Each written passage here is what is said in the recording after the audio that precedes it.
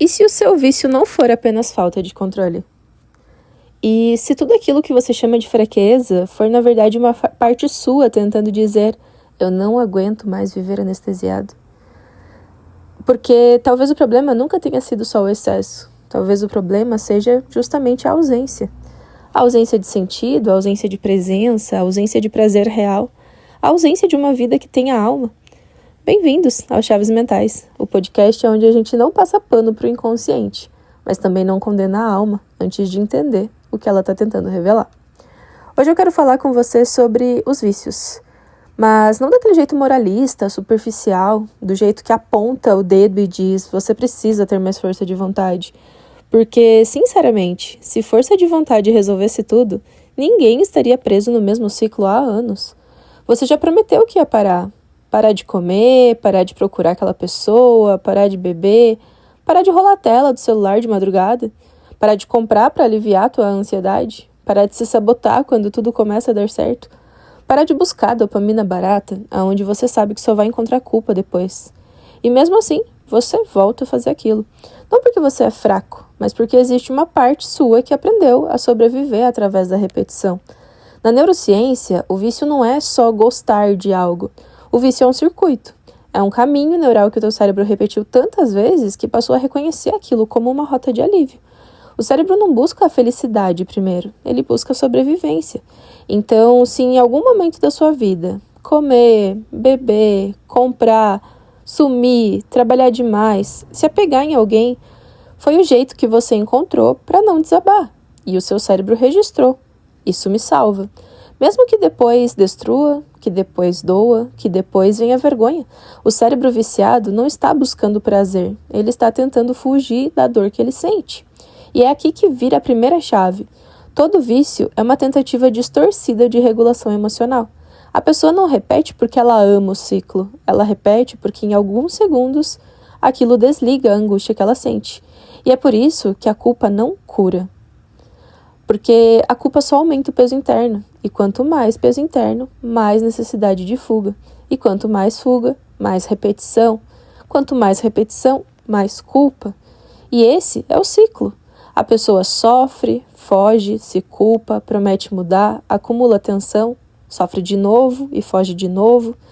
Na psicanálise, isso é chamado de repetição. Não é simplesmente eu faço porque quero. É algo em mim que repete porque ainda não conseguiu simbolizar a dor de outra forma. Existe um inconsciente que está operando por trás.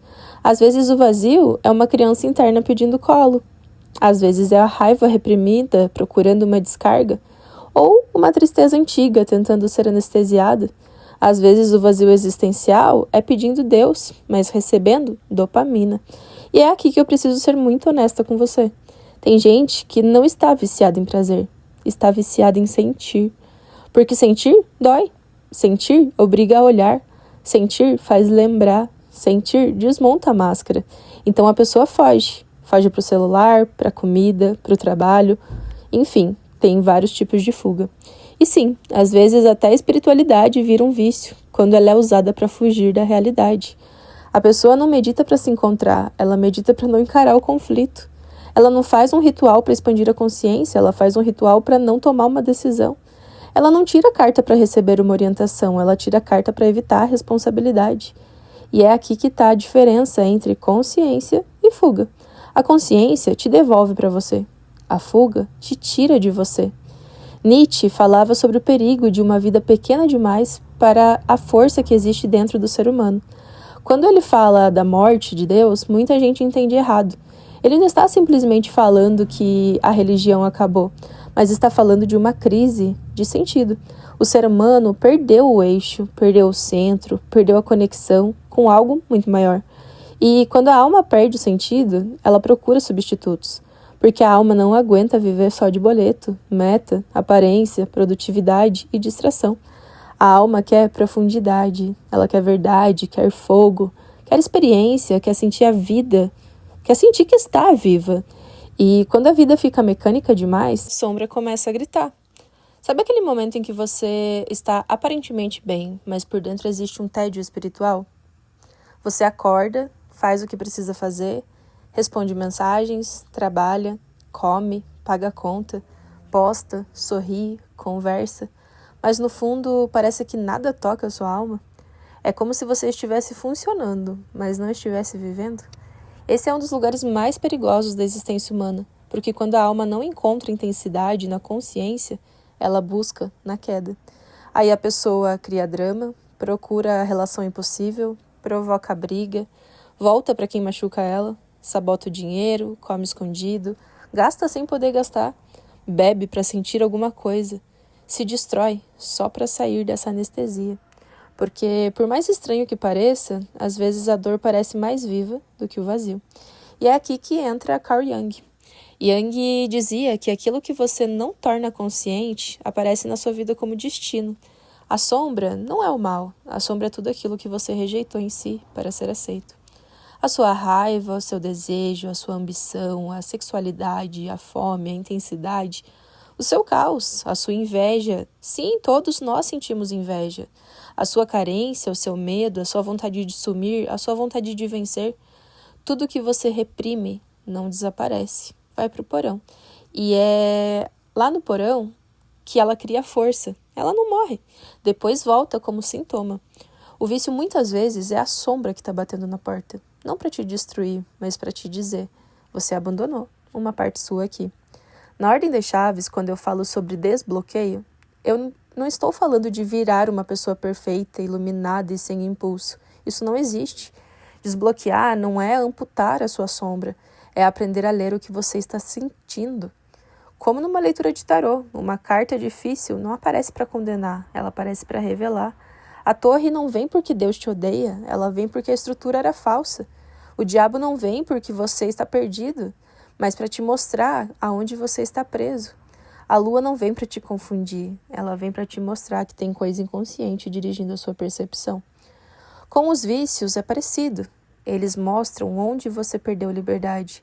E é aqui que entra a física da consciência de um jeito muito simples. A sua realidade não é feita só do que acontece fora. Ela é atravessada pela forma como você observa, interpreta e colapsa as possibilidades. Quando você olha para si e diz, eu sou um fracasso, você reforça um campo de identidade. O cérebro busca provas disso, o corpo sente isso, o comportamento confirma isso e a realidade começa a parecer exatamente isso. Mas quando você muda a pergunta, muda o campo, em vez de perguntar por que eu sou tão fraco, pergunte o que em mim está tentando ser anestesiado, que dor eu não estou conseguindo sustentar, que parte da minha alma está pedindo sentido, que energia eu estou jogando no vício, porque ainda não entendi como transformar em criação. Essa é a chave, porque vício é uma energia sem direção. A mesma intensidade que te destrói pode virar arte, pode virar treino, pode virar estudo, pode virar oração, pode virar trabalho profundo, pode virar prosperidade, serviço, missão. Mas primeiro você precisa parar de tratar a sua sombra como inimiga. Você precisa escutar, não obedecer, escutar. Porque existe diferença. Escutar a sombra é perguntar o que ela está querendo revelar. Obedecer a ela é deixar ela dirigir a sua vida. Na Ordem das Chaves, nós trabalhamos justamente nesse ponto. Pegar aquilo que era bloqueio e transformar em linguagem. O sintoma vira mapa, a dor vira chave, o padrão vira portal. Mas para isso, você precisa de coragem, porque é mais fácil dizer eu sou assim mesmo do que encarar a ferida que sustenta o teu comportamento. É mais fácil dizer eu não tenho disciplina do que admitir eu estou triste. É mais fácil dizer eu estou ansiosa do que admitir eu me sinto sozinha. É mais fácil dizer eu sou intensa do que admitir eu tenho medo de ser abandonada. É mais fácil dizer eu gosto de prazer do que admitir eu não sei ficar comigo em silêncio. E talvez esse seja o ponto. Muita gente não tem medo de mudar, tem medo do silêncio que aparece quando para de fugir. Porque quando você tira o vício, aparece o vazio. E esse vazio precisa ser cuidado. Não adianta arrancar a fuga sem construir uma presença. É por isso que se cortar o hábito sem reorganizar a identidade, costuma falhar. Você precisa ensinar o teu sistema nervoso que existe outro caminho de segurança. Precisa criar novas rotas dopaminérgicas, associar prazer com construção e não com alívio.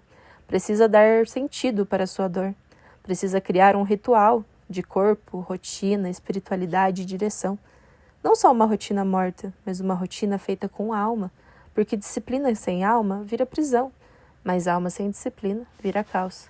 A chave é unir Apolo e Dionísio, a estrutura e o fogo, a consciência e o instinto, a ordem e a intensidade, a espiritualidade e o corpo, a mente e a sombra. Você não nasceu para ser uma pessoa domesticada, apagada, funcionando no automático, mas também não nasceu para ser escrava dos seus impulsos. Você nasceu para transformar energia bruta em consciência. E talvez hoje você precise parar e perguntar: o que meu vício está tentando substituir? É amor, pertencimento, prazer, propósito, descanso, coragem, espiritualidade, contato com o corpo, expressão criativa, vontade de viver? Porque aquilo que você não dá para sua alma, ela tenta roubar de algum lugar. E quando rouba, cobra caro. Então hoje, em vez de só se culpar, observe. Qual é o horário em que você mais cai? Qual é a emoção que aparece antes? Qual o pensamento que vem junto? Qual a sensação do corpo que antecede o impulso? Qual a pessoa, a memória, a situação que ativa esse padrão? Isso é uma leitura energética. É uma leitura do inconsciente. É neurociência aplicada à vida real. Porque antes do comportamento, existe um estado interno. Antes da recaída, uma emoção. Antes da emoção, uma interpretação. Antes da interpretação, muitas vezes, existe uma ferida. E quando você encontra a ferida, você encontra a chave. Talvez o seu vício não queira te destruir. Talvez ele esteja mostrando onde você ainda precisa voltar com amor, presença e responsabilidade. Mas entenda, compreender não é o passar pano. Consciência sem ação vira desculpa sofisticada. Então, sim, acolha a sua sombra, mas não entregue a sua vida para ela. Olhe para o vício e diga: eu entendi que você tentou me proteger, mas agora eu escolho outro caminho. Essa frase muda tudo, porque você para de guerrear contra si e começa a liderar a si. E liderar a si é uma das maiores formas de espiritualidade. No fim, a pergunta não é como eu elimino a minha escuridão. A pergunta é: o que essa escuridão sabe sobre mim que minha versão controlada ainda não teve coragem de admitir? Porque às vezes o monstro é só uma parte abandonada da alma, usando uma máscara feia para ser vista. E quando você olha de verdade, algo começa a mudar. O vício deixa de ser identidade e vira mensagem. A culpa deixa de ser sentença e vira consciência. A dor deixa de ser castigo e vira chave.